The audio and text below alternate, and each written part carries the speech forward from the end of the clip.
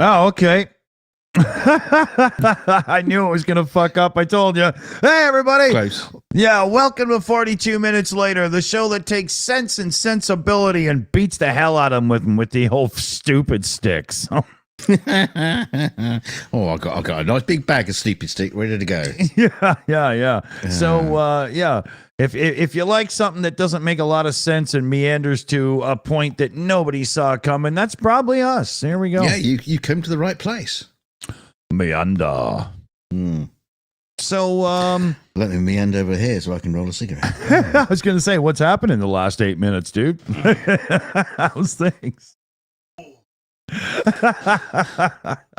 Oh, that was a funny show. There's some great stories there. There were some great stories in amongst that lot. There's a few we didn't get to that I will bring up because they're still worth it. But, What do I have on my list? Oh, yes. Yeah. Just going back. Sometimes you just can't go fast enough to get them all in. Yeah. There's reports flying around right now. The Americans have gone, full on screw you. You want to see how tough we can really be? There's air assaults going down on dozens of sites in Iraq and Syria in retaliation for the drone strike that killed the troops in Jordan. And it's literally like they let it off the chain. They're doing that whole thing that American can do, where they go, you want to see what Air Force and whatnot can really do, But we're not. But we're not at war with you. Let's just make sure this is clear. We might be bombing the shit out of you, but we're not at war. Yeah, there's.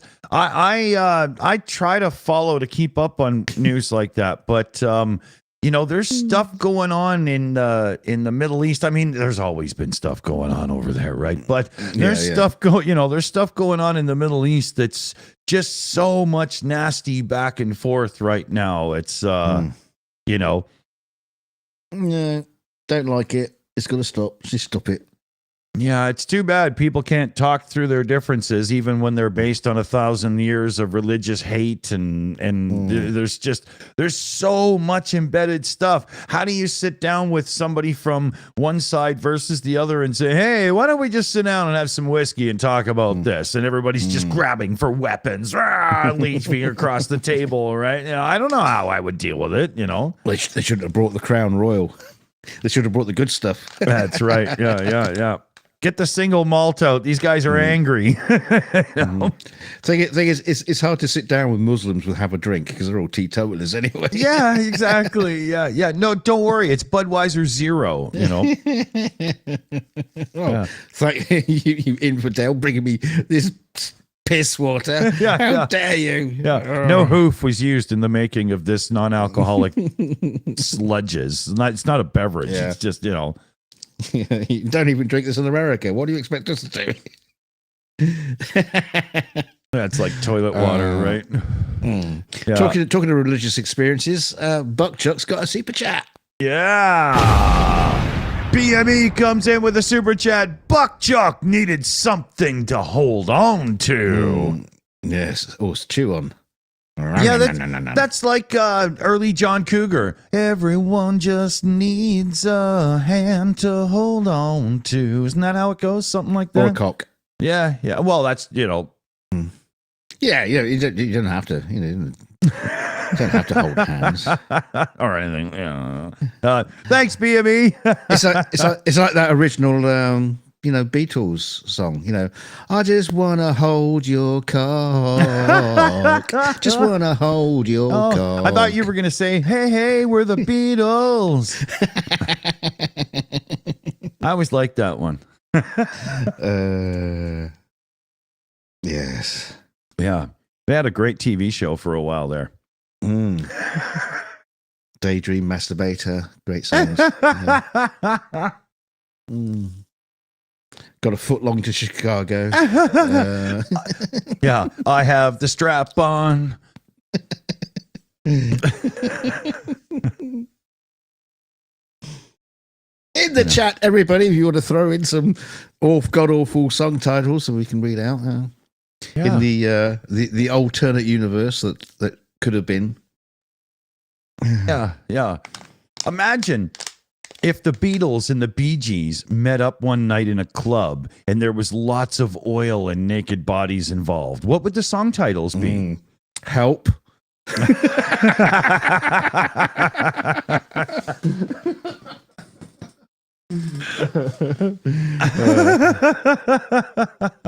Saturday Night Squeezer.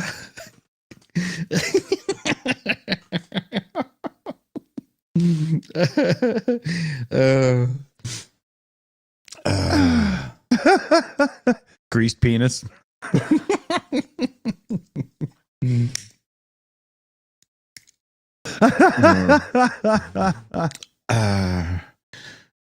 I'll just go. We all live in a yellow submarine. Just go with that one. Okay. It was pink when it started. Does anybody here live chat? If you're watching and not in the live chat, get in the live chat, because do you have a theory on what the Beatles' Yellow Submarine song actually means?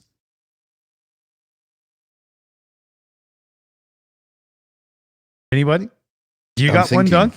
I got one.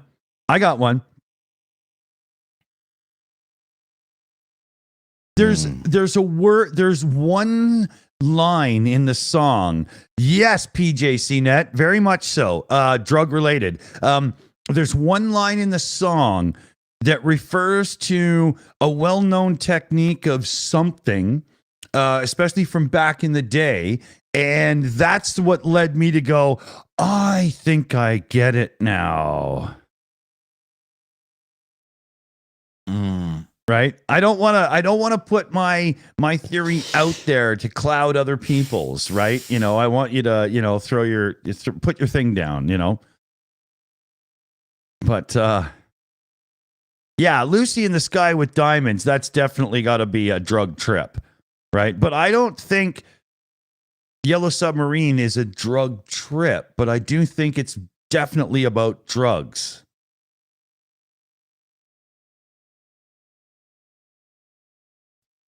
Yeah, I mean, all you got to do is watch their bloody film. Yeah.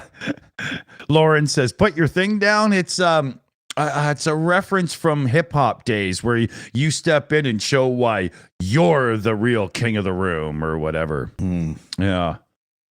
Can't remember what Chuck fuck I got that one from. Isn't Lucy in the Sky with Diamonds? Paul McCartney's reckons it was something his daughter said to him. Or something like that, he drew her a picture and he said, "That's what is that?" And she said, "It's Lucy in the Sky with Diamonds." I personally believe all that is utter horse crap, and it's just them covering for the fact that the song's about them going out, doing an acid trip, and going, "Wow." No, I think it was because his daughter was high on acid. when she drew it. Oh, yeah. Okay. Yeah. Yoko, she found the stash. I'm just going to record her and might as well make a song out of it, right? She's chewed the whole lot. Yeah. What do you mean found? I gave it to her, she says. Right? I thought it would open her mind. Yeah. Good. So I believe the song is about being in the underground bunker that is attached to an underground pot growing operation. The Sea of Green, that's a method of growing pot where you don't waste time growing the big plants. You just hydroponically grow the buds. And that way it's more productive. And we live, beneath the sea and whatnot. I think they're in like a metal container like bunker, hanging out with some well-known potheads or something at the time that were growing some real stuff back in the day. That's what I think's going on. Kind of like Cheech and Chong, where they have the fake pool top and underneath they're growing weed. And the guy rips the pool top. So he's got a ladder and he's pretending to swim to try to, because the cop helicopters are flying around. But I think that's what they're actually talking about. I wonder what happens if you paint the insides of it yellow. Does that? Well, I think that's, I wouldn't doubt that lighting. It was actually, yeah, But yeah, that's what I think was going on. I think they just stumbled into some cats, and before you knew it, they were hanging out with these dudes that had this thing and whatnot, and there you go, right? And these cats for years are going. That was us. That's us. That's us. Exactly. Yeah. Can you imagine? Yeah. Paul McCartney says it's a children's song. Yeah. That's somebody who knows how to market the legacy and whatnot, though. Yeah, I remember when I was a kid, and sorry, they had a Christmas party at Perkins Engines where they just basically clear a fucking workshop and just put cloths over the paper cloths over the workbenches, and have the kids all sit there and eat jam sandwiches and stuff and have a fucking Christmas party or whatever. It was stupid. But I do remember that we also marched into this place to the song "We All Live in a Yellow Submarine." So well, that's kind of like Monty Python. Every sperm is sacred. You guys like to march to songs, right? That's what you do over there. I think it's because Perkins Engines didn't have a theme tune. Perkins Engines, we make diesels for tanks and boats. Da-da-da-da-da-da-da. Massey Ferguson are our best clients. No idea. Yeah. Obviously, they never asked me to write a song. It would have gone something like that, I guess. Yeah, and there's a few. CF Beauty rounded one up where, it's Yellow Submarine is definitely suggested to be a children's song. But when you listen to all the strange music things going on and the woo and whatnot, background vocal things and stuff, I'm sorry, they're stoned out of their minds. I don't buy it. I think it's just a very easy cover afterwards. And they're just like, I think we were as high as hell when we recorded it. Never mind wrote it, right? No, it's for kids. Yeah. See, there's always this argument with rock and roll and music that the best stuff was written under the influence of drugs. It's really hard to compare because we don't have the comparison of the Beatles writing an album when they weren't stoned. It could have been a masterpiece. It could have been an absolute masterpiece, but no, they were stoned and just got, Yeah, but everybody listening to it was stoned too, but you can compare new Aerosmith when they're sober versus old Aerosmith when they weren't. And new Aerosmith is, FM contemporary garbage, and old Aerosmith is really good rock and roll. So there's some proof in the pudding right there. No, I disagree, because you could have the same thing about a band who weren't doing drugs. It's just as they get older, their stuff just becomes more insipid. I think most bands do, don't they? I mean, yes, I can't think of many bands that come out from their world of just genius and then come out consistently with great stuff. There's not many like that, or any that I can think of. And there's always that switch where you go from Sting and the Police to Sting doing adult contemporary FM radio hits 20 years later, right? Or you go from, what's his name, the drummer from Genesis, doing some pretty good music with Genesis, to, having his Grammy stuffed up his butt on South Park when he crowd surfs, right? That was a fictional event, though, we should point out. Yeah, it should have happened. It just didn't, right? Yeah, Phil Collins, that's it. Yeah. Poor old Phil. Yeah. And then there's the whole thing where you could go to Van Halen. Van Halen's albums were more raw rock and roll when they were all wasted in the David Lee Roth era, but live they were far superior when they were supposedly sober during the Sammy Hagar era, right? They were far better live with that guy than David Lee Roth. Well, there's also the other argument that, bands in their early days, they're building on songs that they've been tugging and pulling at for all years their lives. And years and years. And then they get their contract and produce a few albums, and then they have to start coming up with new stuff instantly. Right. Yeah. You got 18 months, 12 months to do like record 3, and records 1 and 2 compiled your entire back catalog of life's recordings, and now you're down to nothing. Right. Yeah. Oh, yeah. That's what separates the wheat from the chaff, so to speak, though. Are you a true songwriter, or are you just somebody who had a few good ideas, but for the most part, it's, mediocre, right? It's like Elton John, a lot of people think he's, a great songwriter. Now, he wrote some great songs, but then everything that came, after that just all sound the same. Yeah, yeah. You know what I mean? And they're just... Yeah. And every now and then you get a band that works for, like, look at AC/DC. They've literally just rewritten the same record 25 times now, right? They have about as much musical variance as Nicolas Cage does in, acting. But people love them. Same with Pink Floyd. Pink Floyd have not done an album, anything like... The Wall, or Dark Side of the Moon, or Wish You Were Here. That's because Waters left. Animals. Yeah. Well, Waters has gone out and create albums, and they're a pile of shite too. Oh, he's so self-indulgent now that he goes around and does tours where he spends a third of the concert talking to the audience so they understand the next piece, and then you listen to it, and it's just prog rock, ridiculous, right? Yeah. You've got to be one of those people where, you're the whole, and you're hoping he's putting the glory in, right? Otherwise, it's too much. But you put them all together, and it was really good,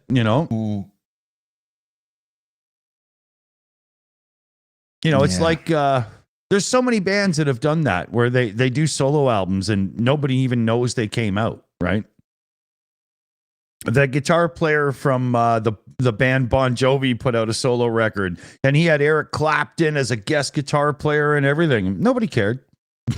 Nobody gave a rat's ass, I'm trying to figure out what Andrew Petrie said in the chat here. He says, I did LSD last year. I regret it every time.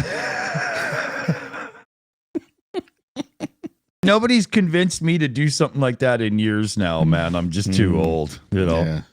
To quote the what's the band that did that song, I'm an Adult Now? But to quote them, I'd sure look stupid laying dead in a ditch with a mind full of chemicals like a cheese-eating high school boy. What the hell was their name? They were really funny. I don't write songs about girls anymore. I have to write songs about women. My favorite no more MILF. Yeah, he says no more boy meets girl. Now it's like man tries to figure out what the hell went wrong. Man meets old lady at the bus stop. They're a Canadian band, smaller. It was basically their only hit. It's called I'm an Adult Now, and it's really funny. It's a good tune. Yeah. Now I'm fixated on it. What the hell are they called? Here, I'm gonna figure it out. I can't deal with this. By figuring, you mean Googling. Yeah, exactly. There we go. The Pursuit of Happiness is the band. Yeah. It's really good. It's one of those bands that only had one song. So if I try to play it right now, I'm sure we'll just get, crushed, But it's a really good tune. I wonder if we could get away with it. Should we try? Yeah. The record label will be like, trying to shut you down, and the band is like saying, no, leave it up. They're playing our song. Yeah, exactly, right? Yeah, Yeah. People remember us. Yeah. No, you can't play it. No. Yeah. Here, hold on. I wonder if I can get away with it. Oh, it's going to be a quick DJ night. No, we'll just play the one tune if we can get away with it. Because it's funny as hell. The lyrics are hilarious. That's why I said it's a quick DJ night. Yeah, okay, yeah. Okay, so let's see if we can get away with this here. Okay, I got the video up. And this should bring the audio over. Let's see. That's quiet. Let me turn it up.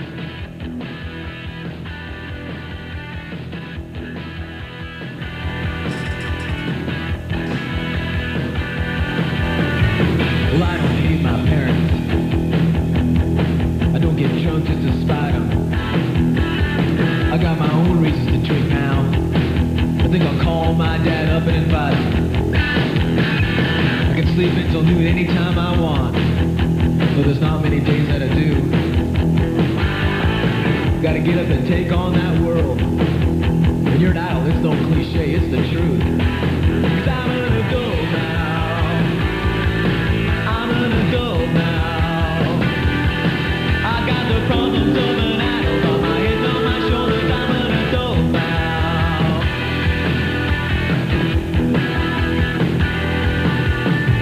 Well, I don't even look at young What a girls shitty anymore. video. People think I'm some kind of pervert. Adult sex is either boring or dirty. I remember you playing this on DJ night and going, I'm an adult now. I said, what are you talking about? He's like 16. I have to write songs about women. No more boy meets girl, boy loses girl. More like man tries to understand what the hell went wrong. 'Cause I'm an adult now. Whoa, I'm an adult now. I've got the problems of an adult. I'm not a Beatle. I'm an adult now.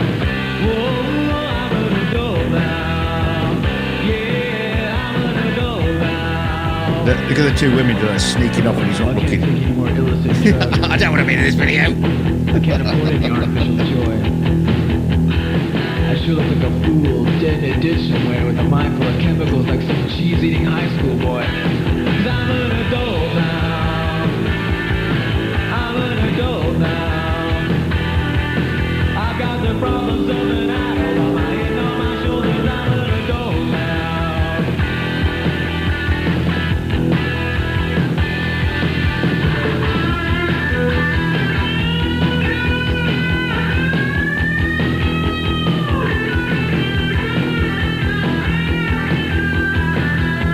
It's just the worst video.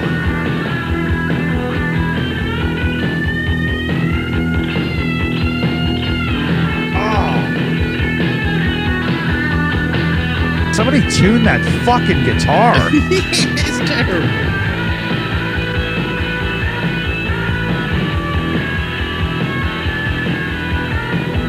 It sounds like he's falling down the stairs with it in his hand.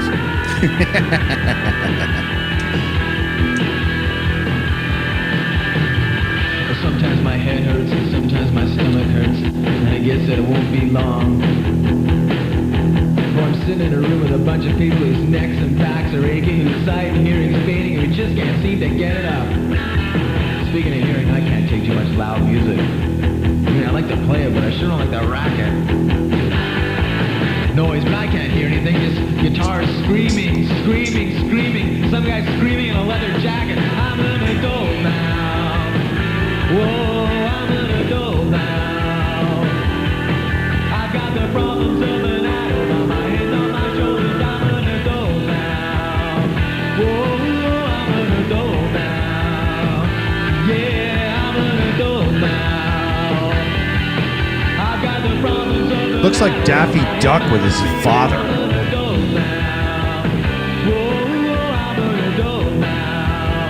All right, that's enough. Yeah. Oh God, it's from the 12-inch. Oh my God, could you hear fucking 12-inch of that?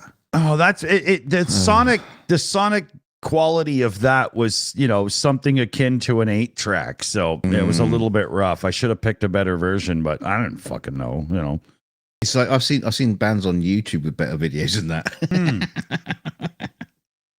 Oh, by the way, here I'm here to remind you, Dick, that we got a new member to shout out. We do. I totally missed it. Lady Bird 1979 steps up to be a member of the Shills family. Well, thank you, Lady Bird. That's awesome. That was a good year for Ladybirds. That was a good year, period. 79 was cool, just as The Rock was coming back to put disco in its place. Oh yeah. Yeah. Excellent. Very cool. Thank you. Thank you. I don't know what to do now. I quite like disco. You long-haired old lout, you. Just you and your rock and roll. Yeah, no, it's just got to be rock and roll or nothing else. No, the music sucks. I like putting on my spangly boob tube and me roller skates and. Bronx created hip hop. Queens will only get dropped still rock and roll to me. Do you know where that came from? It's not Billy Joel. That's the redo by a rap band from way back. What, a rap band before Billy Joel? No, they must have stolen it from him because they used part of the line and part of the melody. Although dude's got, he's got the ear for tone that's about as like Homer Simpson, right? Yeah, it's Boogie Down Productions. Anyway. Yeah, early rap was hilarious. God, it was so bad. I like rap before it became... early rap. I like hip-hop before it became gangster rap, right? I like everything before it became motherfucker, bad word, and so on and what. I can't do that. But I like, when they're, like Eric B. and Rakim. Over a Rolls Royce car with lots of hot chicks around them because it's the video shoot. You're going to take all that away after the shoot, don't worry. But yeah, exactly. Yeah, you can go back to your mum's basement and we'll take all the hot chicks and all the producers will bang them and get them high on cocaine and you can bugger off. Nah.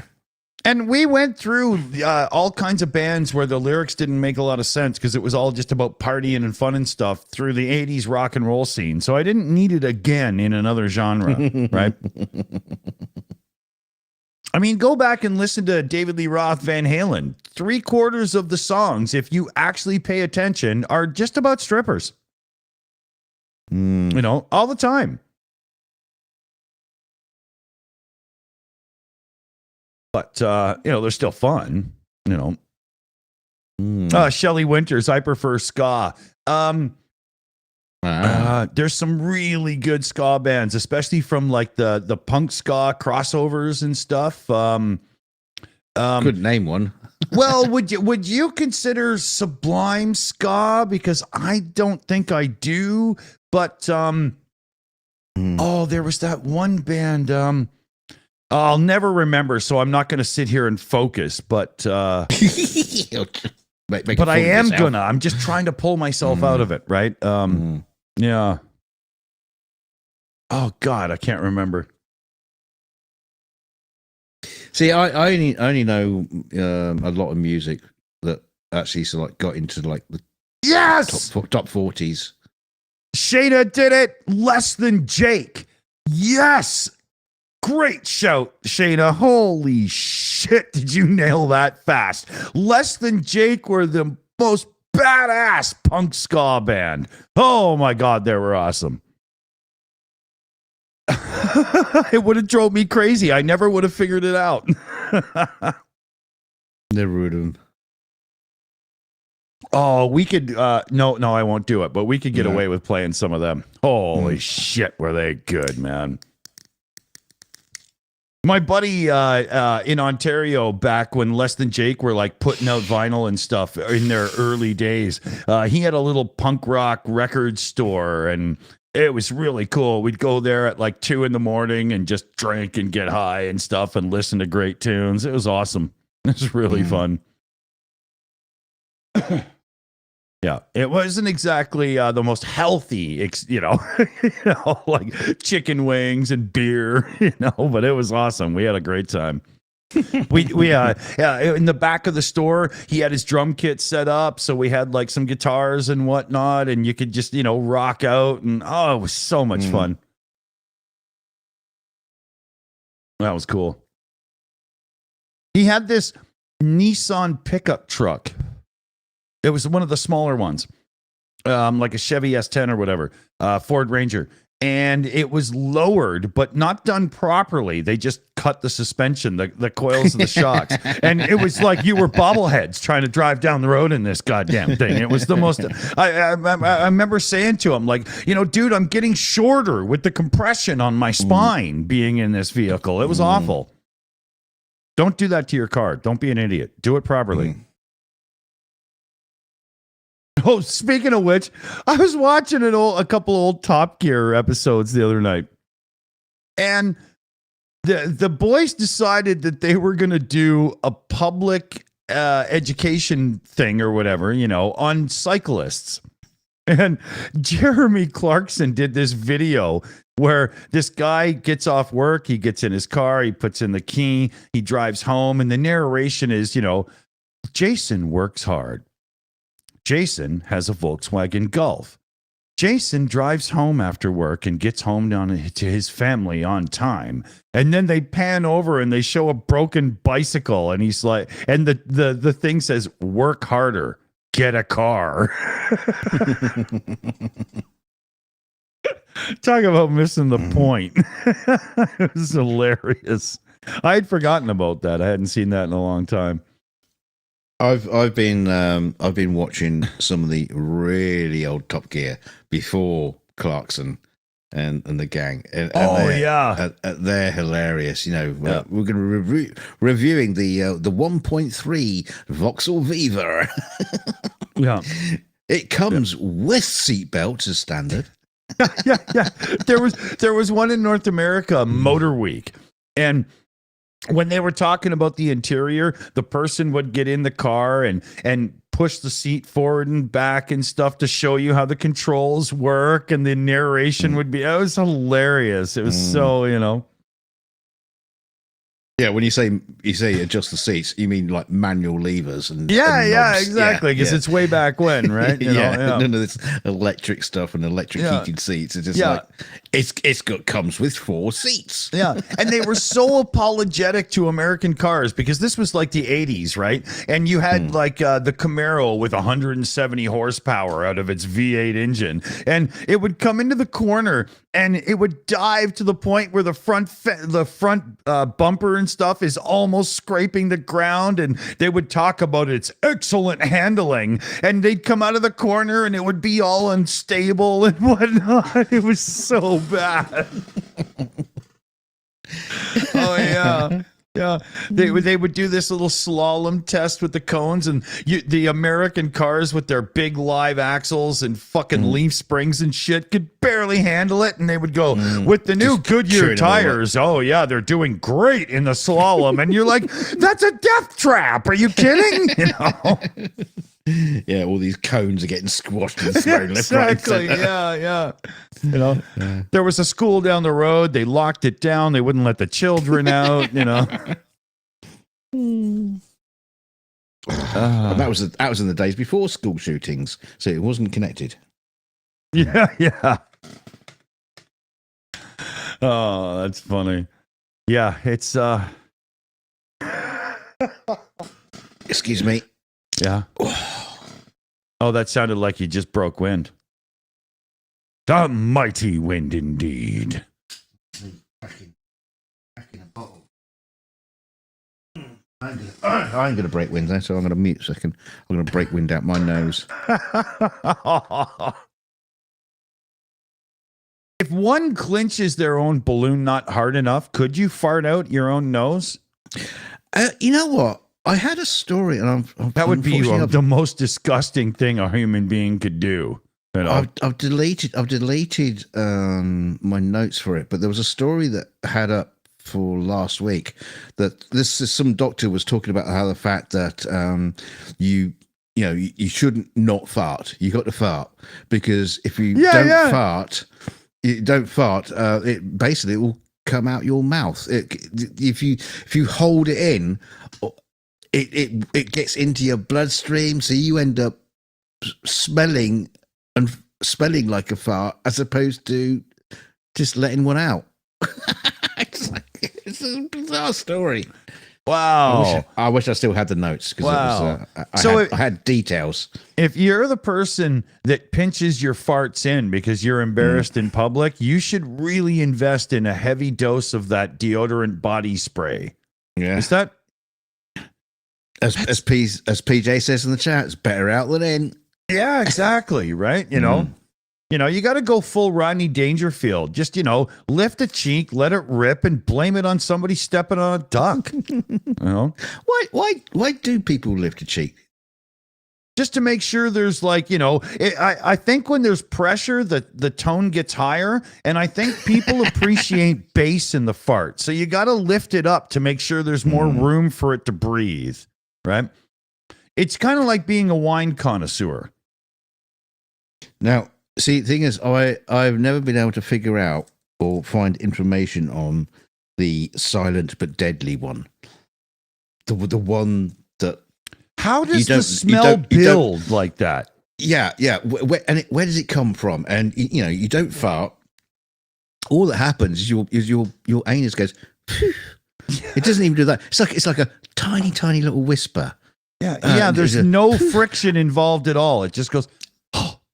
And then all of a sudden, everybody's eyes are watering and hair's falling out. And they're turning green. And why are small dogs so good at it? The thing is, what normally happens if if you fart, it's because you're full of gas and whatever. And if you do a fart, sometimes you got quite a few to go. But when you do one of these like silent but deadly ones, you do it once and it never happens again. Yeah. And and why like when you have a rip roaring event where your balloon knot is like one on an actual balloon and it must just be fluttering like a you know what I mean, right? Why aren't those ones more vicious? Because they have all that projection and dominance and I'm taking command of the room now, where the other one is just this little but like and everyone drops. Like the question you ask is where the fuck does those chemicals come from? I think I think humans deep down are assholes. So what happens is every now and then it's your subconscious mind doing it. It goes, you know what? I'm going to really relax the colon and I'm going to make sure that nobody hears this, but it's going to be the worst thing you've ever experienced. Right. Now I've got to bring up what PJ just said in the chat, and this is why he's on the team now. He says in the early days of the internet there was a site called farts.com where people uploaded fart sounds along with details of what they ate, and you could leave comments. and you had top farts of the week. Wait. We used to have a game. I kid you not, this is true. When I was in one band on tour, we used to have this game when we'd be like screwing around in town, trying to find a good place to eat or whatever, and the game was you had to find the most unique material to press your ass against when you farted to get the most unique sound. Oh, that's a good game. Right. So, like small glass, big glass, shop window. Yeah. You never know. Right. Policeman's face. Excuse me, sir, but I really need to know. Yeah. It's for science. Yeah, exactly. Yeah. Oh, BMA just gifted a membership. Woohoo! Hey! Come on, stupid thing. And unfortunately, Karen L was the lucky loser. Now, with membership comes responsibility. So I expect to see you with a mop and a bucket and a broom within about 48 hours. All right.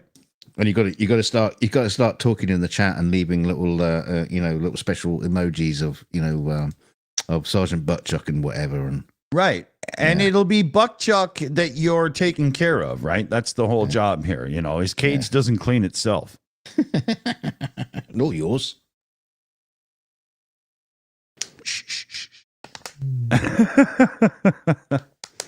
Yes, and you got to wear the you got to get the tattoo now. With the Shills. With the URL for the YouTube web site on it. So. It is a facial tattoo, but unlike Mike Tyson, this one looks good.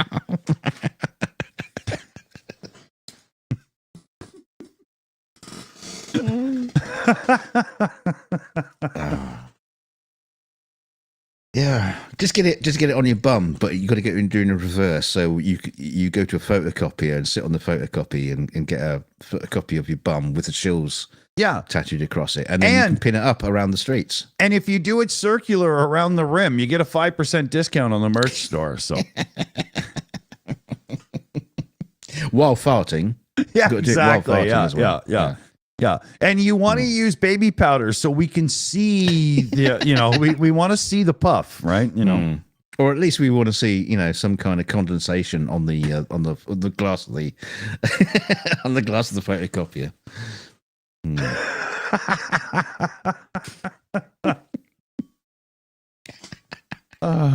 Yeah, supply your own Windex to figure it out after too. Yeah, God, it's hard to be a Shills member. It is really is. Yeah, it's a commitment. That's why we have so many people give to them out, because they damn well don't want to do it voluntarily. Yeah, I've got to do what? What's this contract I've got to sign? What's this? Yeah, BME is already sick of cleaning up sticky Playboys from Buckchuck's cage, so Yeah, they come from your pile. So. Hey, he asked for them, not mine. Then you don't have Playboys. That's far too classy. Oh, that's true. Yeah, that's true. You got your collection of truckers' wives, lot lizards, February edition. Bikers meet slabs.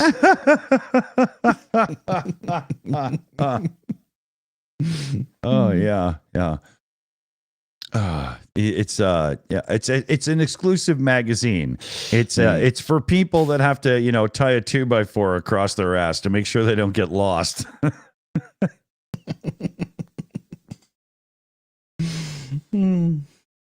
Yeah, it's the litter section, where the in the magazines you get, where they send in pictures of their vagina next to a Yorkshire pudding, and you've got to guess which one's which. I just think that's really bad, especially when they're covered in gravy. Yeah, I failed that class.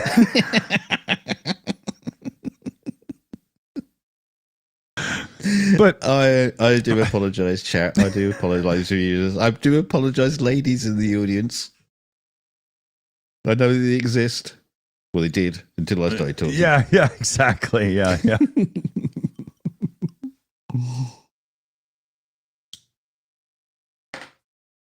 Oh, quick! Change the subject. Quick. All right.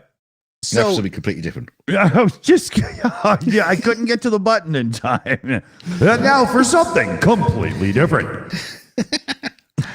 Yeah. What other stories did you have? Well, actually, that's where I was just going to go, because I did have a couple here. Like, here, let me show you this one. Is this a face a mother could love? No, you're wrong. This guy has just been booked for, hundreds of swattings nationwide in America. Look at this guy. Like, I'm sorry, but if there was ever a poster child for check him for guns before he comes on school property, it's this kid, and he swatted hundreds of people, and he has no idea how screwed his life is coming up. But I read about this story. Now, he was actually a go-to guy. He was like an assassin. People would actually contact him to have people swatted. Wow! And he just did the act. To me, he looks like the kid from Deadpool 2. We'll find the biggest guy and make him our bitch. That's gonna be, how about how successful he's gonna be in prison. Oh, he's soft and squishy. But this poor kid, like, he's young, right? He's not even really old enough to shave. At least he doesn't really need to shave yet. My God, the whole "I'm big and powerful" thing went to your head to the point of insanity. And I hate to say it because I'm sure the parents don't want to hear this, but it's pretty much your fault. You know, you literally raised this kid in front of like the television and stuff. You're not engaging with him if he thinks this is good behavior. There's a serious disconnect, and it's got to come from home first and foremost, unless it's heavy clinical. Well, I think there is a serious disconnect with a lot of parents and their kids and what they're up to on the internet. And these days, yeah, you just don't know. And I mean, I have the same with with my kids, but they're good kids, so they don't do shit like that. So I have to watch because, mine's on the spectrum and stuff. And I don't overwatch. I don't just break his privacy and stuff, but I engage with him and make sure and whatnot. And somebody his age going to that level, there's a disconnect in the home. Now, there's probably parents out there watching us right now who have had their kids arrested and blah, blah, and then they get over it and they get better and it's fine, right? And so I'm not saying that every criminal behavior comes from failed parenting. That's not true. But when it runs amok like this, there's got to be a disconnect there. This is a real acting out because society didn't like me and now look at me, I'm king of the world. Like, it's like if this kid lived in the comic books, he'd be a supervillain, right? But he's probably fits the same profile as one of those kids who we didn't think he was going to do a school shooting or go out and take a gun and blah blah blah. It's a similar sort of mentality going on there, even though physically it's not the same. Yeah, but there's something going on. This is here. Let me bring his picture up. This is the Jeremy that Eddie Vedder sang about. That's my. It's sad too because that's lost on me. Yeah, the band Pearl Jam, they put out the song Jeremy, and Jeremy spoke in class today like he literally slaughtered them. He was the picked on kid, right? Yeah. Not Clarkson then. Yeah. Yeah, no. Yeah, there was another one here I wanted to bring up too. I found this to be very strange. San Francisco is now suing to keep autonomous cars out of the city. Well, it's San Francisco. Can't they just put in a law and say you're not allowed to have them? I don't understand that. In America, I always assume that states and cities have more power than they do up here because, different states are very much their own thing. Like, in Texas, you can have an open beer in the car or whatever, or maybe that's Alabama or something. But you know what I mean? It's, it's very, so I figured that a city could just go no, and that would be it. But it turns out because California is allowed it, now San Francisco can't say no, and San Francisco is a real hub of technology, so they got all kinds of companies doing that crap there, and they're fed up, right? Interesting, right? I don't like the idea of being a pedestrian in a town that's literally beta testing autonomous cars. No, thank you. Yeah.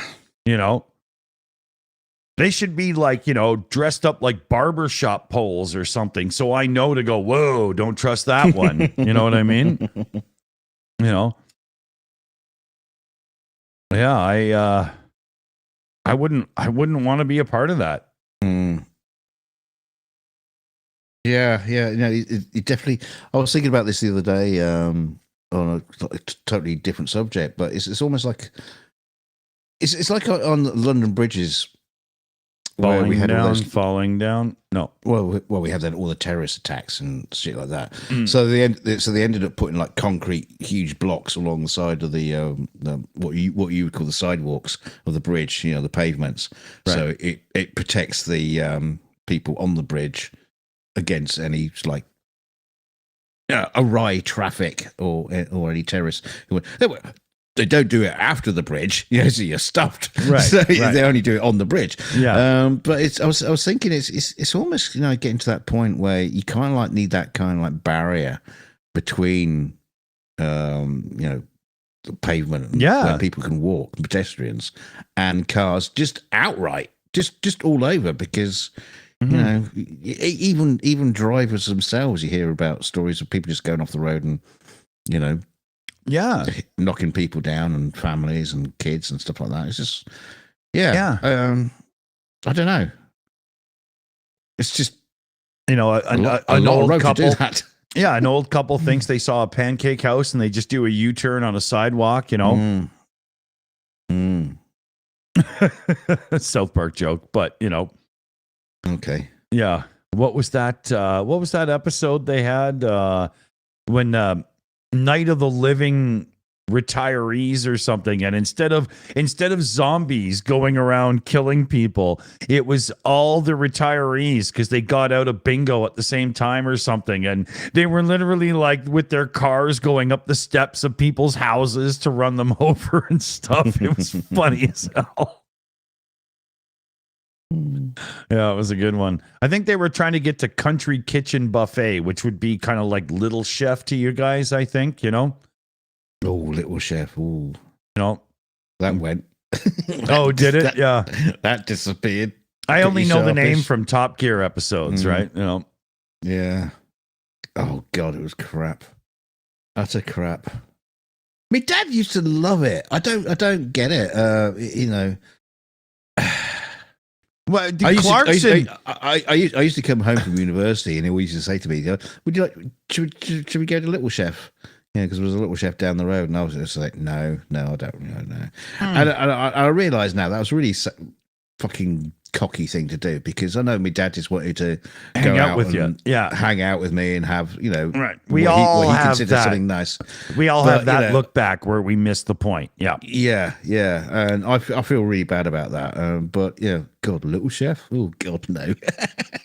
Yeah, could have gone to the curry house or something. Yeah, there's an episode of Top Gear where Clarkson says, "I went to Little Chef, and this guy gave me this little plastic cup, which within it, what I assumed to be placenta and the chef's bodily fluids." And I was like, "Wow, oh, that's high dining." You know, like, holy Jesus!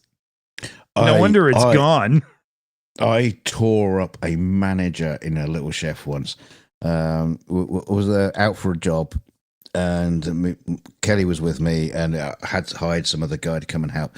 And so we stopped for Little Chef on the way, and you know, Kelly picked some things like chicken fillet, little goujons or whatever, and there was a picture of it, and she ordered that, and it came out. There was 3 tiny little slithers of chicken, you know, covered in breadcrumbs.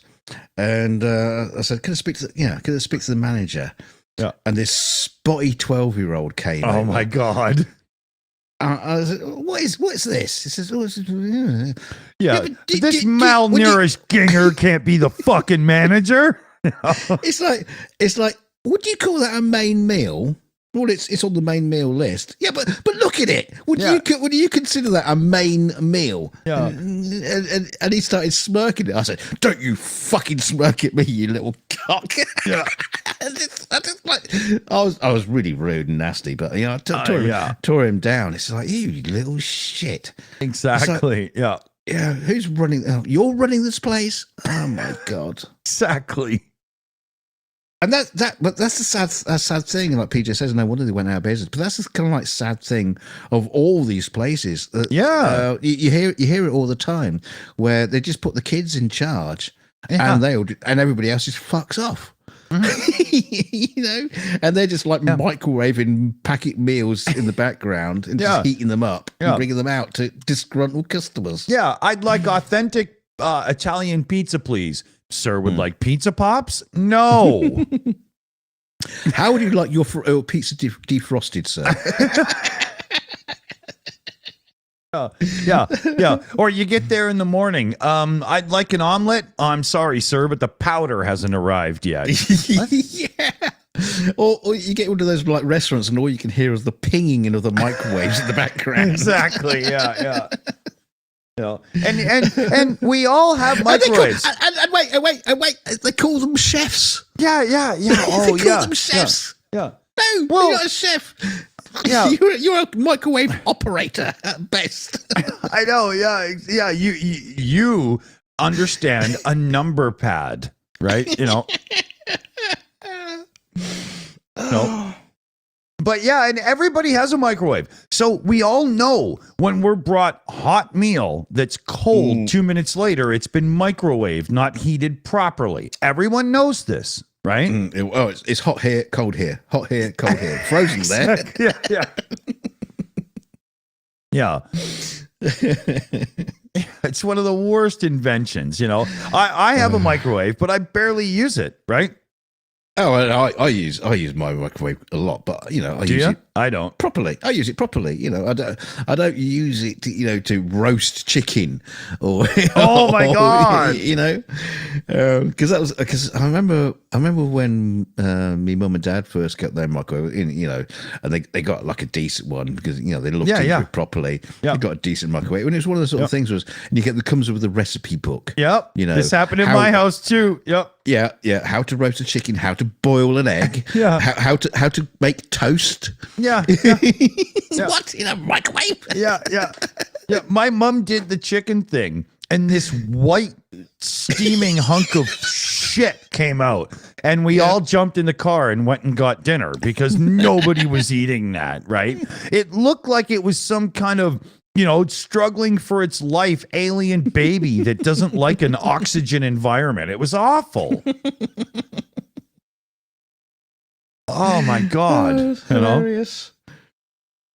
And then I remember they started selling microwave browning liquid. So you would put a chicken in the oven or the microwave, and you'd put it, and make it go round and round and round for a bit. And then you would baste it with this browning liquid, which was basically like meat dye. Yeah. Right. Well, yeah. Boot polish. Exactly. And supposedly that made it edible. And yet it still had this, why am I eating a squash ball texture? It's just awful, See, the thing is, there are always like microwave tricks. Like PJ says, you can make scrambled eggs in the microwave in around 1 minute. Well, yeah, you can. But you can in also a saucepan as well.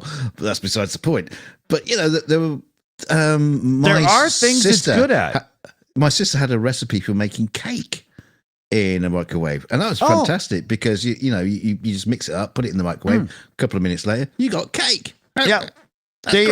We have these things at our grocery stores, and they're a package, and you put the water in the cup, like a big coffee mug, and then you put the package in and stir it, and you microwave it for 1 minute, and you've got like a cupcake in a mug.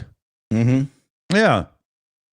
Well, you also get those microwave popcorn, which are hit and miss. Because some of them come out fine. The other half are just like crunchy kernels at the bottom. No, I have a proper popper for real corn. I cannot stand microwave popcorn.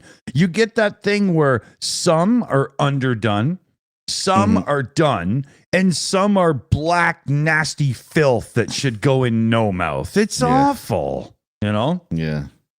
No, we don't have a popcorn popper in our house. We're in the UK, so we're kind of like limited on our kitchen gadgets. And quite frankly, if I can't make popcorn at home, I can live without. Yeah. Just don't have it.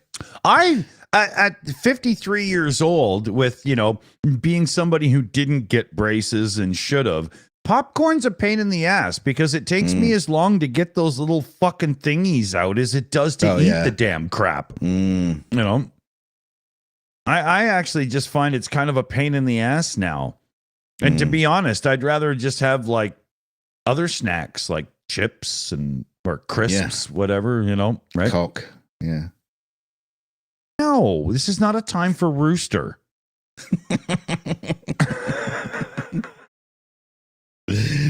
Oh, I killed myself laughing when I found a packet mix of cock soup. I'm sorry, what? It. Cock soup. It's cock soup. It's soup. It's a powdered cock soup. Did Gwyneth Paltrow's husband put this on the market? I mean, what the hell? It's just my childish nature just thought that was hilarious. Yeah.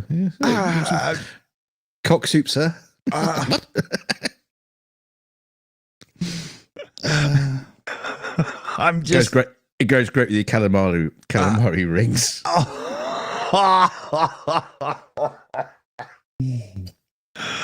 Oh wow. Yeah. Cinna. Oh my God. Excuse me, chef. There's not enough cock in my cock soup. Oh, let me get the waiter. Splash. Oh yeah, I'm not sure that's ever been said before. Yeah, I think That's why my restaurant business went down the pan. Yeah, if you ever get Dunk's quick and easy frozen meals on the shelf, think twice. The thing is, I love the fact that there are ridiculously convenient food out there that shouldn't be there. Like, I remember seeing in our Tesco, you could get a packet of frozen ham and cheese sandwiches. What? Yeah. It's like the convenience of having bread and ham and cheese Ruined. frozen. Yeah. It's like,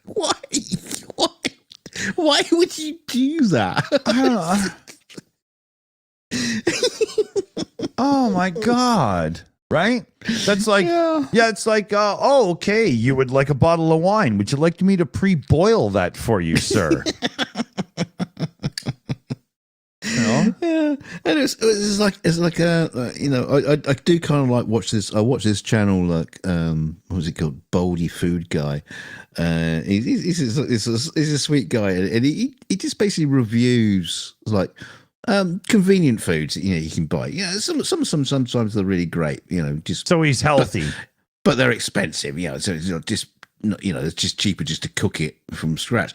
But there was like he did a review the other day of frozen potato skins that you can then fill with your own contents. So basically, baked potato halves. So it's with the potato scooped out. You're buying leftovers so you can fill them. They take the potato out and reform it into French fries and stuff and just sell you the waste. And so in the meantime, you buy some potatoes to boil down to put back into the potato skins to have baked potatoes. The fuck, man? There's a company over here and they make pizza crusts. And they're literally $1 cheaper than buying the frozen pizza. Yeah. Right? Except it's just the crust. Now, granted, frozen pizza isn't exactly great, but this is somebody else made the crust so you can build a pizza on it. So it's not exactly top of the line either. Right? It's so screwed up. But you know how they make those? They have, when you get a delivery pizza, they actually mark down the addresses. And so they go the next day to go through the bins to find all the pizza crusts that were delivered that they didn't eat. Yeah. And they package them up and freshly frozen that day. So it's okay, it's fresh. Yeah. Yeah. Yeah, it's unbelievable. Yeah. Yeah, fun. The balancing of modern, There's a funny thing too with one local place we get like pizza and chicken and stuff from. They have this thing. It's $8.99, and you get this huge lineup of like chicken nuggets that aren't breaded. But instead of breading them, they cover them in sauce and cheese and stuff and bake them under and whatnot. And it's really nice. Mm-hmm. Or they'll give you 6 chicken wings for the same amount. And when you do the weight of food and it's unbelievable that the balance isn't there, right? There's this thing in North America where chicken wings are liked, so they're seriously expensive, right? But all you have to do is take small amounts of chicken and flavor it the same so people can pick it up and eat it and then lick their fingers afterwards, and it's pretty much the same thing. I mean, it's kind of strange, but yeah. So yeah, I got Felix into the other ones where it's all done up nice and stuff and proper. You know, it's way more enjoyable. You know. Oh yeah. We got pizza last weekend, and I ordered him a large of his pizza, and I ordered him one of those, done up with buffalo hot wing sauce and cheese chicken things I was just talking about.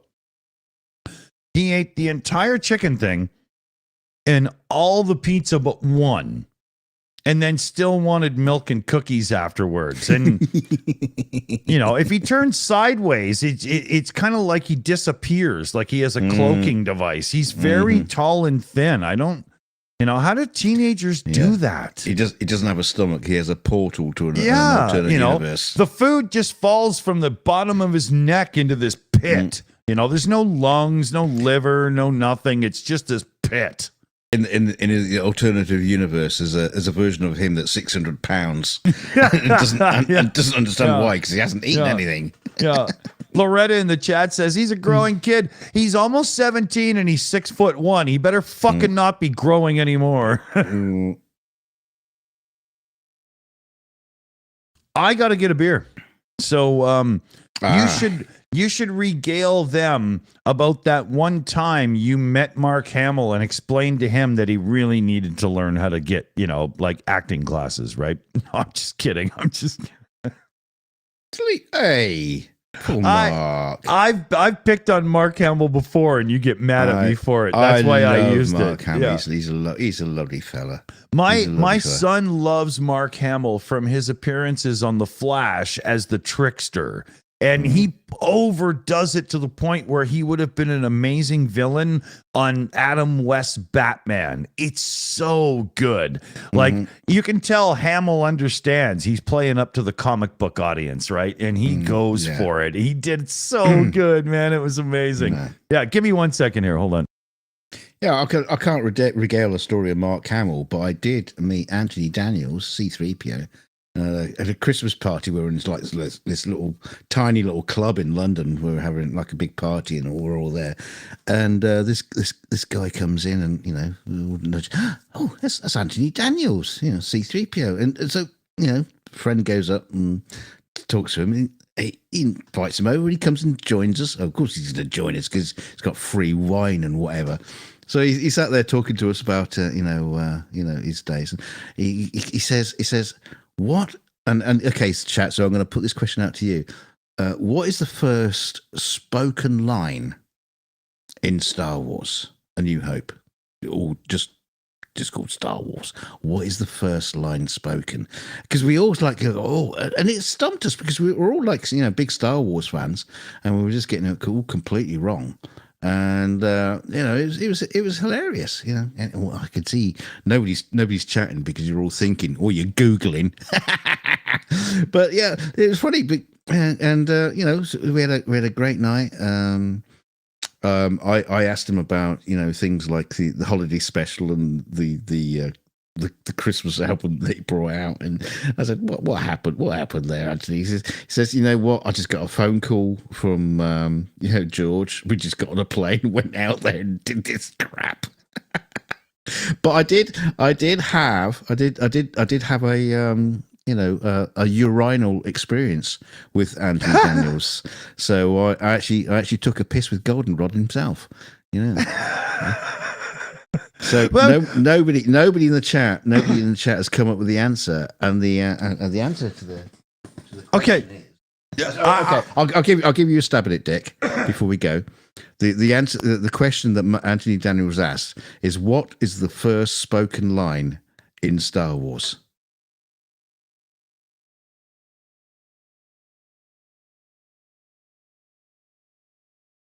It's hard to really think. Is it, did you hear that?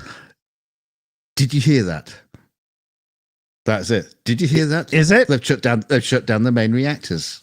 We'll be destroyed for sure. That's right. I knew it. I did it. Yeah. I got it. And of course, the funny thing is, we should have realised that Anthony Daniels was asking that question, so it's going to be about me. Exactly. Yeah. Yeah. But he loved the fact that he spoke the first line in Star Wars, and yet nobody fucking remembers. Yeah. That's true. It took me a minute, right? I know that the story starts with the droids, right? One time I was watching Star Wars for probably like the 30th time in my life or something. And I thought to myself, look at this, like it all opens around them, the comic relief, but they're also kind of the narration of the story as if, they're a kingpin to the whole bloody thing. Yeah. Yeah, it's great. Love it. Fucking Star Wars. Marvelous. Thank you. Kevin in the chat there says, I've been thinking about a movie you could watch with Felix. Might be the point. Animated movie from the 70s. Well, that sounds really good there. I'm supposed to am I supposed to scroll to another post? The Point is the name Point? of the movie. Never heard of it. Oh, okay. My son's a massive Miyazaki fan, if that, means anything to you. He likes the original anime stuff. Nausicaa and Red Pig. What's it called? Porco Rosso. That's it. Yeah. Yeah, I mean the Miyazaki films, they are just absolutely charming. They're awesome. They are wonderful films and great stories, and although they do tend to have like the Japanese style of storytelling, which can have like 14 endings, because they seem to do that sort of thing. Yeah, and some plot points that seem completely unnecessary. I think there might be a little politics in there now and then, localized to where they're from and whatnot, Yeah, no, there's a certain story about Japanese storytelling that doesn't necessarily match with the normal landscape of a story in the West, right? But we get around that because Miyazaki's storytelling is just so beautiful, and it's just and like I say, charming. It's just fantastic, and the animation is always great. Yeah, he knows what he's doing. Yeah, and he's a genius. And there's a real flow and stuff to it. It's what's his Nausicaa, when they did the good English translation, not the early one, that awful Disney mutilating of the story, but the good one with Patrick Stewart and everything. It's the first and only time that Shia LaBeouf was in a movie without making an ass of himself afterwards, right? Oh, Wayne the Sane comes with the comment in the chat. He says, C-3PO reminds me of Dr. Smith in Lost in Space. Now, I was starting to do a video years and years ago about it's like a documentary on Lost in Space, and there's a section of the video. I wonder if I should just share it with you, Dick, and you just play it, because it was a bit. I see if I'll give me a couple of minutes to find it, because it was comparing stuff from. I started going down a rabbit hole comparing stuff from Lost in Space and Star Wars, because famously, George Lucas had John Williams, who wrote the soundtrack for Lost in Space. Yeah, they were using sound effects that were being used by Alan Irwin Productions. Yeah, there's a whole rabbit hole, dude, of stuff. Give me a second. I'll go find it. So, funny thing, the rebirth of Lost in Space had this real staccato, triumphant intro song. And I had company over the first time watching the first episode. And I said to the dude that was here, I was like, you hear how desperately this composer wants to be John Williams from Star Wars? And then we looked it up on IMDb, and it was him. John Williams. Where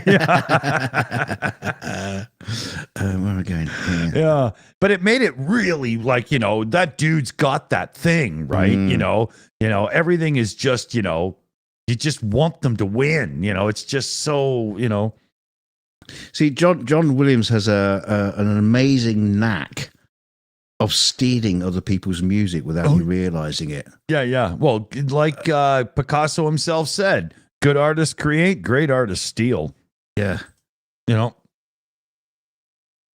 Yeah, there's a movie called Ice Cold and Alex. It's a famous war film with John Mills, and they're taking like an ambulance through the desert, and they're trying to get back to Alexandria. Right. But if you is that the video? Yeah. If you watch the film, it starts off with da da dum da da dum da da. No, it doesn't do that. It doesn't do that. It just goes da da. It loses it. But the first bit is it's all there, and it's also got the dum dum dum Yeah, dum. and he's rewritten the Imperial March, right? Yeah. It's like it's fucking there. Plain as day. There was a Robin Hood film which was da da da da da da da da da da, and it's like okay, yeah.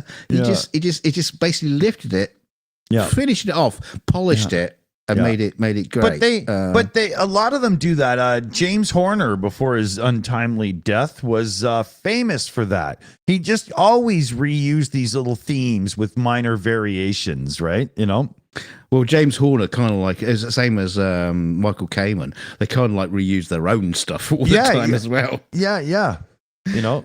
All right. But okay, shall I send you to the green room or in here? Yeah, green room. Okay. But the thing, put yourself in the position of the composer.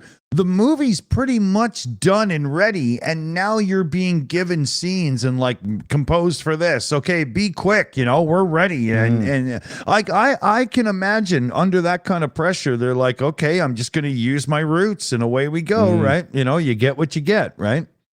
I mean, you don't have a year to sit down and create a record, right? Please, anybody in the chat, don't get me wrong, because these people who we are talking about were absolute masters of the game. They are great. And John Williams came up with some of the most fantastic pieces of film score, right? We always go back to a Superman theme, one of the greatest opening themes. Oh God, that it's unbelievable, right? That's Star Wars. no, oh yeah, right. I mean, God damn it, yeah. I'm visualizing the blue text flying at me right now. Yeah, it's funny because I used to listen to the albums when I was a kid because I was a fucking nerd, right? And my dad used to say, "Oh, they all just sound the same." Then he put on his 40 albums of hooked on classics, which were classical music, but with a drum beat added to it because now it's all of a sudden modern and cool. Right after Star Wars, my dad brought me home a cassette, and it was the soundtrack to Star Wars, but discoized, and it was the most abomination. No, but wait, was that the actual single that was released prior to Star Wars? I don't know. Actually, I don't know the history. I just remember putting it on and going, "But it's discoed," you know. I know. But the thing is, when I first bought the album for Star Wars, I got it for like 50p because it was like a knockoff version of it, and I was like shell shocked because I'd heard the disco track on the radio all this time, and this thing comes on and it's fucking classical shit. What's all this? Because I was expecting Star Wars to sound like a disco, to sound like a Bee Gees movie. and I've always wondered what it'd be like to redub the entire movie, but with that style of music. Wow. So AI. But you'd have to use some visual trickery to make everybody's collar bigger. Put Chewbacca in flares. Yeah, exactly. Yeah, bell bottoms all the way around, right? I'd love to. But I've always wanted to do it. Redo Star Wars like a 1930s Flash Gordon series. So with the rocket ships with fireworks out the back of them, and all that kind of shit. That would be great. And the stormtroopers would just be like huge, bulky men, but dressed in really tight white shorts and shiny helmets. A group that, looked like they were the kind of people Freddie Mercury actually wanted to carry his coffin, right? Exactly. So here, are we playing this? Yeah. Okay. So let me give it a quick intro. So I was going down the rabbit hole trying to do this documentary about Lost in Space, and I was just getting lost all over the place. It was a huge project, and I started noticing all these kind of like not differences, exactly the same. Whatever you want to call them, comparisons between Star Wars and Lost in Space. And I was actually shocked with how similar Lost in Space and Star Wars was, especially considering that George Lucas seemed to be a big fan of Lost in Space. Play the video. All right, here we go. Now, there's another character in science fiction I'm pretty much convinced is based on Dr. Smith. See what you think. At last! Where have you been? What are we going to do? We'll be sent to the spice mines of Kessel or smashed into who knows what. No, I will not be quiet, Chewbacca. Why doesn't anyone listen to me? I don't see how that is going to help. Surrender is a perfectly acceptable alternative in extreme circumstances. You sententious sloth. You overweight glob of grease. Reputable dunderhead. You nearsighted scrap pile. Digitized dunce. Malfunctioning little twerp. This is all his fault. It's all your fault, you computerized cud. I've got to rest before I fall apart. I've simply got to rest. Oh. We're doomed. Oh, wait for me! Oh, the need! Wait for me! Hey, you dirty, come back! Wait for me! Wait for me! Wait! Yeah, let's wait a minute, because there's something else I want to show you.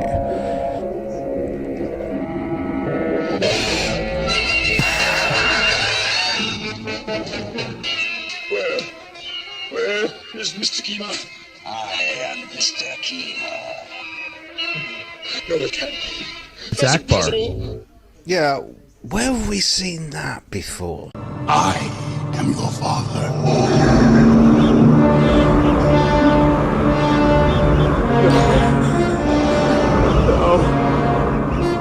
It's not true!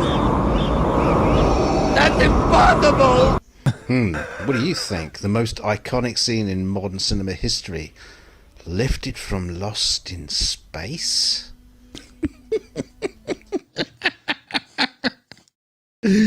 Oh, that's funny.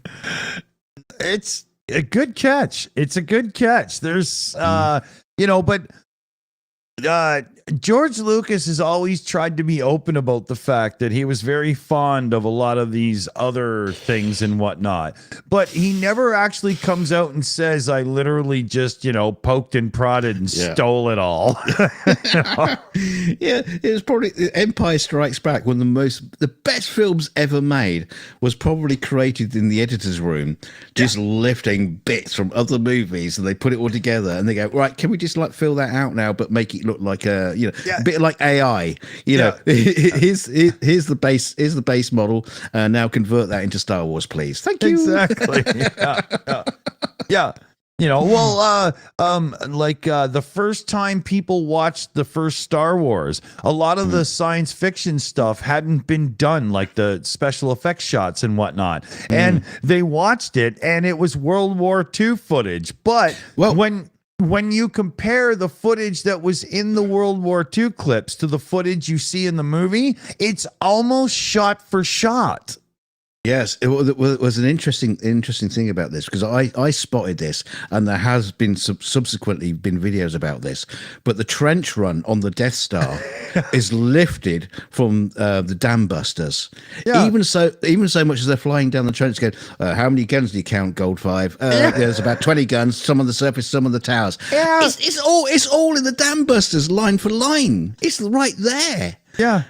And even so much as, in the dam busters, they go for the target, they fly over, they miss. It's glanced off. Right, okay, next run. And that's, it's like, it's the fucking trench run from Star Wars. Yeah. Line for line. And people have done, seen comparisons, and it's literally the fucking same thing. Oh, yeah, but he still got billions when he sold it to Disney. It's hilarious, right? Yeah. Yeah. Should have sold them a DVD or the Dam Busters for £1. Yeah.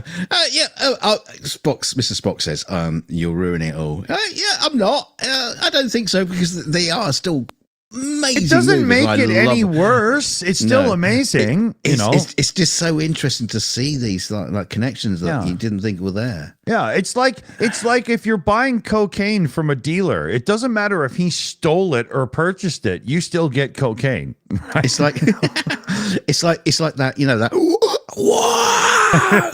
TIE fighter sound, because we know that George was a fan of Irwin Allen. Yeah. That TIE fighter sound was in Land of the Lost, and it's when the dinosaurs are fighting, and it's and that's actually the sound of some angry bull elephant that was taken from a nature film. So it's like it's come from nature film to Irwin Allen, and then from Irwin Allen to Ben Burr, who just like R2D2 beeps. R2D2's beeps and bops that you hear. Yeah, that was stock. That was stock audio. He didn't create that because it's in the BBC series. What's the series called? Star Cops. There's a scene in Star Cops where they're on their space station sort of thing, and you can hear R2D2 in the background. Now, they didn't get permission from Lucasfilm to use R2D2. Right. It just means that sound was on the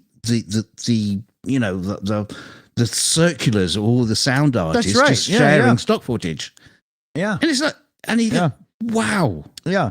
I mean, wait, and when you go to that, we could go to the Wheelum screen, right?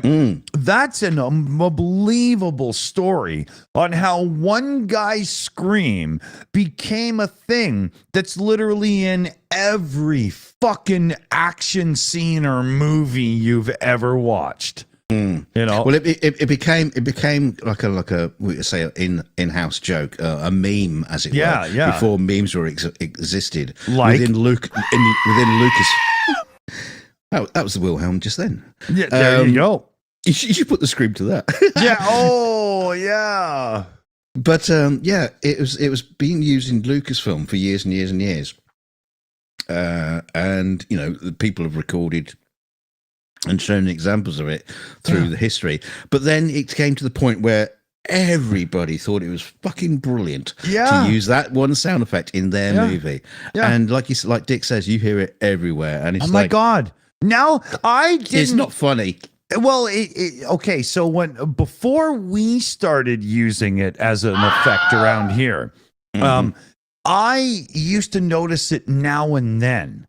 But once we used it in a few of our gags, now I hear it unhear it. Off. Yes. And it's got to the point where we'll be in the middle of a big important boom, and then I hear the wheel I'm screaming, and I'm just like, ha ha, and it takes me right out of the moment. Like, they got to stop, now it's too much.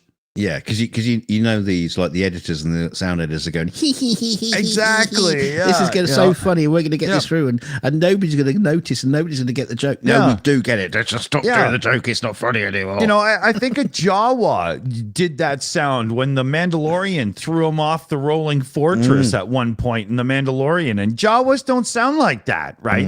That's just getting out of hand. But I get it, right? There's a history of this stuff too. Where they are like messing with the sound a little bit and layering it with more stuff, so it's more disguised. But you can still hear it. Yeah, and sometimes though they just do it raw to be funny. And there's another tradition like with Disney people hiding Mickey Mouse in the clouds and stuff, just like this, the three circles, right? Or Industrial Light and Magic people, when they're making spaceships and stuff for other people, they'll literally use R2D2 as a tiny detail on the ship if you look really close and stuff. He's in Close Encounters on the mothership. Yeah, exactly. Clear as day as the thing looms up over the mountain. There's R2D2. Yeah. But they also use things like they use carvings of R2D2 and C3PO in stone in Indiana Jones films and things like that. You know? It goes all over the place, but it's always like a in-house Easter eggs. Yeah, it's when people start taking it, you know, and using it for their own projects. It gets.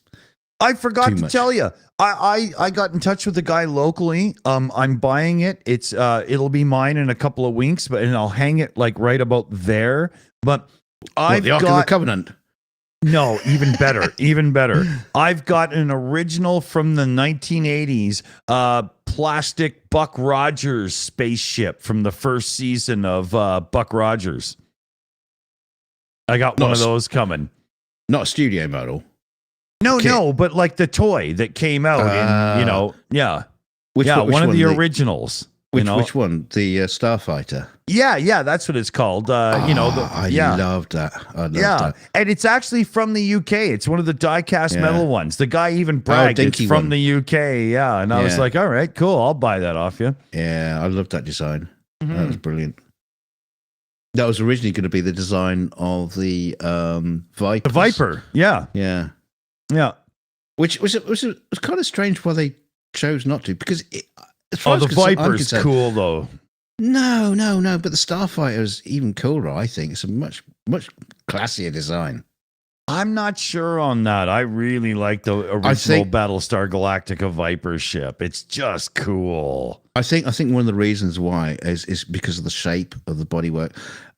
Because also in Battlestar Galactica, the Cylon radar design, I loved that. I had that one as a kid before the lawsuit, so mine actually shot the red bullets. Yeah, well, I had a model kit of it. I loved that really, really simple sweeping wing design. Yeah, that was beautiful design, and I think that's probably why, because they wanted the Vipers to look completely different. Yeah. From the Cylon radar. Yeah, and so they did the Starfighter. the three wings, right? Yeah. I think the Starfighter design, Buck Rogers one, had a kind of like a similar silhouette. So it looked. I'll give you that. Yeah, I agree with that. You know, for sure. But yeah, who knows? The Kraut in the chat. The Vipers are lawn darts in space. They totally are. That's funny. Yeah. We're getting into Starship Fighters design now. The left-handed Jedi's talking about the fighters from Babylon 5. Awesome design.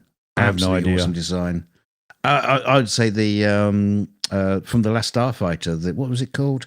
Oh, I like the Last Starfighter. I mean, it's a cheesy movie, but it's really good. It's wish fulfillment sort of thing again. You know, wish I was there.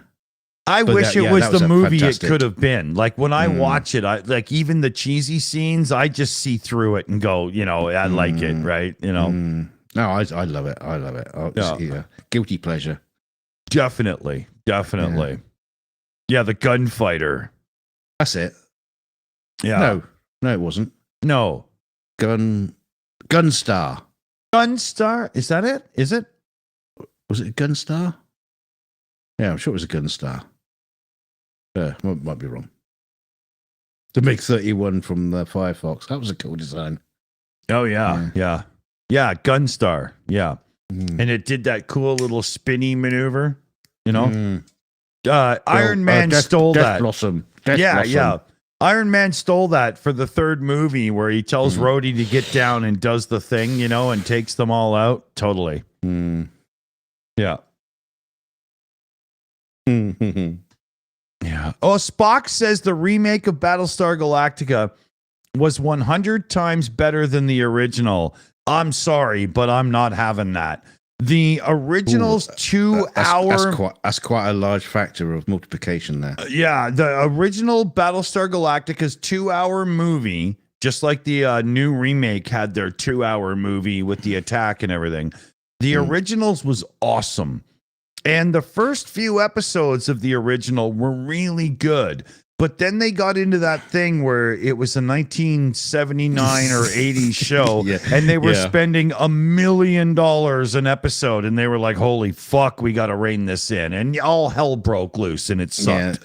right? Yeah, then you had Battlestar Galactica Earth thing. Oh, that was 1980. That was so 1980. bad. Yeah. With the children that could jump over trees and stuff. That was just the worst thing ever. So who was it brought it up? Mr. Spock. Yeah. So in one way, he was right, because the long form series of the new Battlestar Galactica was good. so much better than but there the were long so form many version of the original. There were so many unanswered questions during the whole Cylon thing, and whatnot. Yeah, you don't have to have all your answers.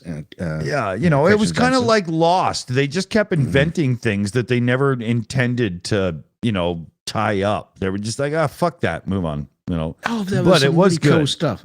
There was some really cool stuff. Spoilers, but we had like crew members who they didn't know there was. Yeah, I love that. And right, the especially sleeper agents, right? The exec officer. Oh yeah, the he drunk. was so cool. I know, but also you had that sound that was apparently ringing through the ship. That turned out to be, all along the watchtower. Yeah. all along. Yeah, I never understood what the fuck that was about. That was one of those things where they brought in the Lionel Messi character, the footballer, right? But the thing it was odd, and the other Cylons didn't know, and it got all sort of like the writers were just hoping that somehow they would make sense of it as it went on, and that's how that's how I saw it. It got a little bit, but it was really good show. Yeah, I downloaded it and to hold rewatched it a couple of times.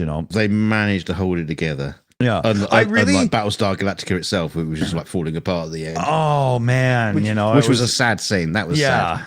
But the first few were good. But like in the new Battlestar Galactica, when they were all happy because they found Earth and it was just like a deserted, desolate nuclear wasteland, right? And then they went off and actually are the ones that formed the Earth we're on. Like it was a neat tie-in at the end, Yeah, they had to fuck the monkey men that were running around. Yeah. Line up, everybody, to fuck the monkey men, and we're going to establish Earth as a. Do I really have to? Yeah. Can I fuck Starbuck instead? Oh no, she's fucked off. No. And the guy that played Baltar. When he was seeing her and reacting to her, but nobody else could see him, and the whole crew thought he was just going batshit crazy and stuff. That was really funny, man. That was really good. Well, that was like Al in Quantum Leap. Oh yeah. The invisible friend. Less no one helpful. Can say. Yeah. And they even did the return of the one captain of the other ship, just like they did in the original series. They brought in what's her name that played Ro Laren in Star Trek Generation? Michelle Forbes, right? That's her name, isn't it? Don't know. She was in California with Fox Mulder. What's his name? David Duchovny. Yeah, it was a great movie, that California. Brad Pitt plays the psychopath. My God, was he good at it. Wow. I wonder why. Yeah. But holy God, if you haven't seen California, it's spelt with a K, watch that movie. No spoilers. Oh my God, go and watch that movie. Juliette Lewis, Brad Pitt, Michelle Forbes, and David Duchovny, and it's amazing. And if you want to see David Duchovny and shit, you can check out the Red Shoe Diaries. Never watched it. Yeah, it was a series that was on late at night, and it was basically he was like, what does it say, narrating it or being the storyteller, as it were, and it was always just like some fucking soft porn stuff with just lots of people having sex and nipples and bums and stuff like that. Yeah. Didn't he go on to that TV show Californication, which is about him being addicted to women and stuff? Like, what is that? What he writes into his things? No, I only do it if it has lots of sex. I don't know. Yeah. I don't know. He didn't do too great on Evolution, that film. That was fucking funny, but I'm not sure they mean to be funny way. It was a good film, just didn't quite work. Yeah, Julianne Moore was really good in it. The way she like trips now and then and stuff, and she's a little too eager and whatnot. She did great, but Duchovny literally phoned it in while he was smoking pot in his couch. I don't know if you realise this, but the film was basically a remake of Ghostbusters, and it's made by the same people.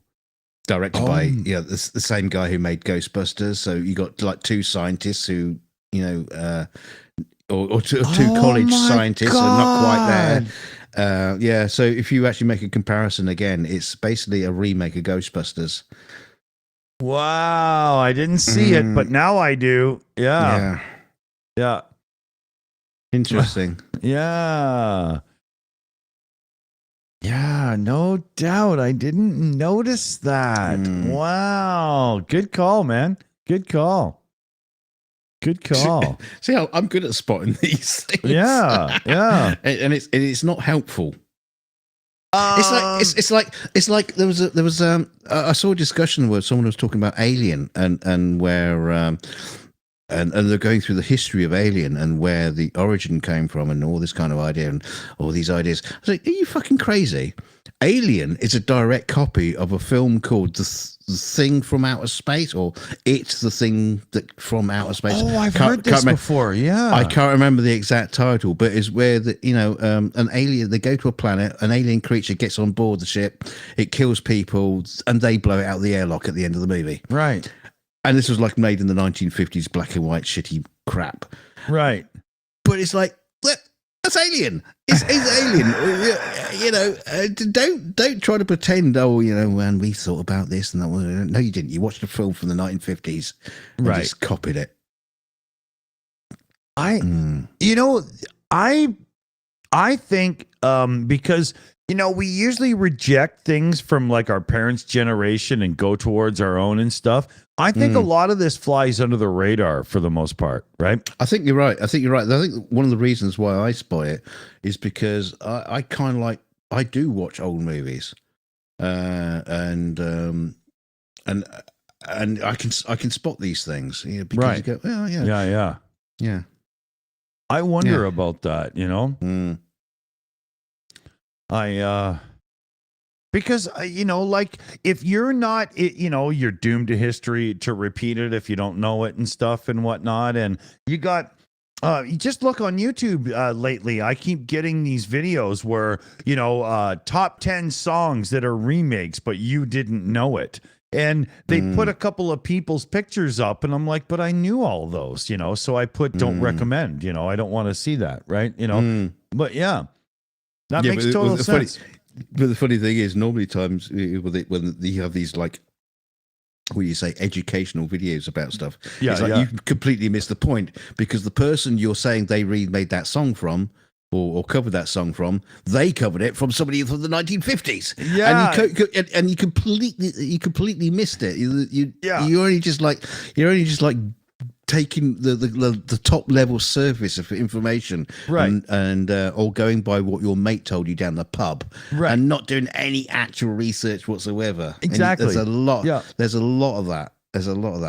It actually happened to me once when my son Felix was listening to music on YouTube from the Back to the Future movies, and he found a Mr. Sandman sung by men talking about make her complexion like peaches and cream. And I was like, what? I know that's sung by women. And within like 3 years of that song being released, it had already been covered by another band. Right? I had no idea, Well, even back in the day when they were recording this lot of stuff, there was a lot of songs being, a song has been written and it's been recorded by several different artists. Yeah. And many releases, and only some go through history and are remembered. Yeah. They just keep doing it, right? Yeah, they'll just do it for different audiences. Like back in the 50s, they'll have someone who's that had some black people record it, but they can't sell the Black person song to the white people, so Right. the white people they'll do a country version of it, and because the rednecks don't like the the modern New York style. Yeah, exactly. So they threw it. The Blues Brothers, where they show up, that ain't country western. Rollin', rollin', rollin'. Yeah, we got both kinds of music here. Yeah, country and western. Yeah. Although it was funny because I used to get I used to quote that line and when I'm exceedingly drunk, and they'll go, "Oh yeah, we got both kinds of music here, country and music." Oh no, shit. Yeah. So I had to retrain my brain to quote it properly. I've never been a country music fan. I'm just, I'm not. It's blues guitar played by drunk white dudes who have no rhythm, and they put all kinds of twang into it. And it got to the point where it sounds like Hawaiian slide guitar and stuff at times. I thought that was pretty funny. Country music has got like a real, it's got a wide genre, because you got the country music where everyone's playing at the Grand Ole Opry, and they're wearing big hats and cowboy outfits that would embarrass Clint Eastwood, and then you also got things like Glenn Campbell, who is a country singer, but it's not quite like the same kind of country music. I actually met him. My father knew him. Not on a flight, I hope. Yeah, no. There's a thing in the chat here too. Lauren says, I like outlaw country. I don't know the reference, but I'm assuming you're talking about like Hank Williams, Johnny Cash, and the Bad Boys, right? And I did catch on to that. Like Johnny Cash doing Folsom Prison and whatnot. That's some pretty cool stuff. But it's that whole Grand Ole Opry country that I, couldn't deal with, right? Yeah. Willie Nelson, yeah, exactly, right? Yeah, but I can't do the, Funny, though, as a kid, there was a TV show that was literally based in Nashville, I think, called Laugh-In. And I thought that was funny as hell. And it was all, country players and people and stuff. But it was really funny at the same time, along like the lines of like almost Monty Python, where some of it was just off the wall. It didn't even make sense, right? It was just ridiculous. David Allen Coe. Lauren, we are not playing David Allen Coe on the channel. That's not happening. It was always bad if you watch a show and it's and they're going to go to the band, and the band is sitting on hay bales with cardboard picket fences and a barn.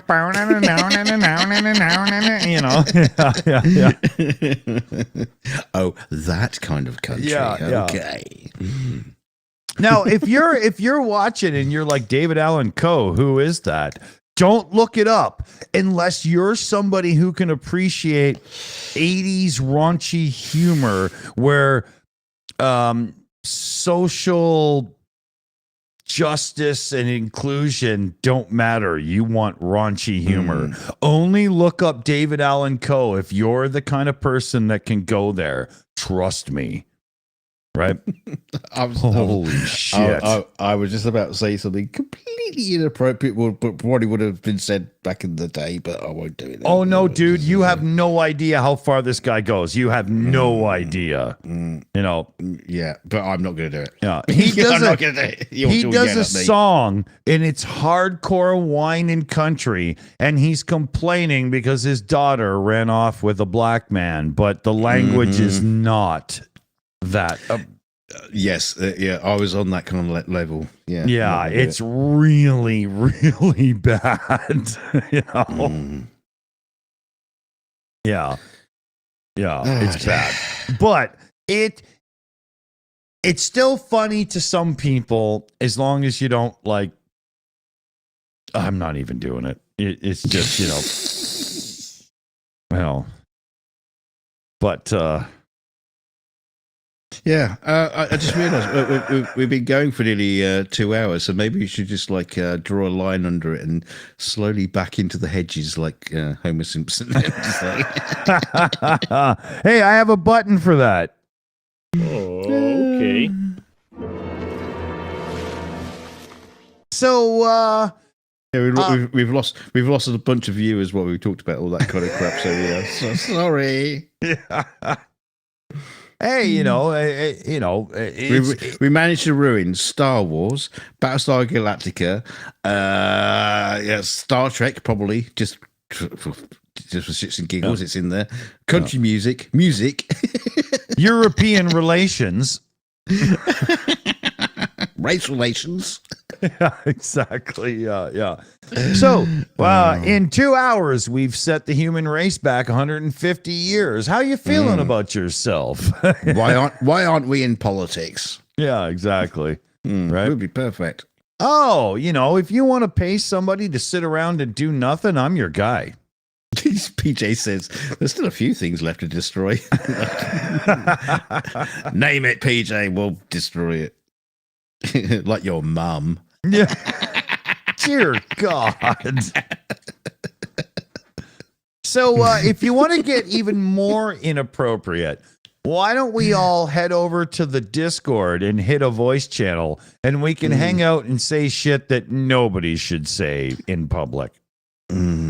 Or not. I mean, it's up to you, No. Yeah. I have more alcohol and I have time, Too much time on my hands. You know that song? No. Well, it wasn't done by the Monkees, so, Hey, we're the Beatles. I still love that song. I think it's great.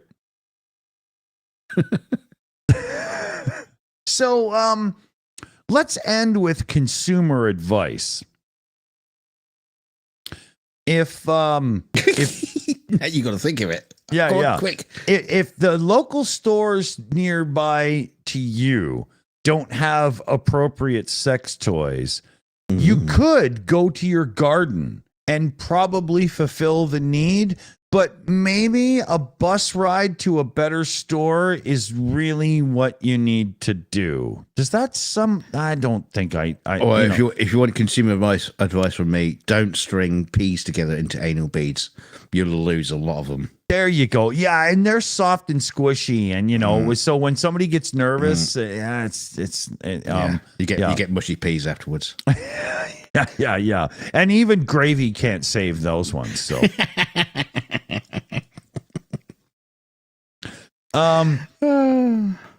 always remember that you should put winter tires on your car in winter, even if you live in San Francisco, because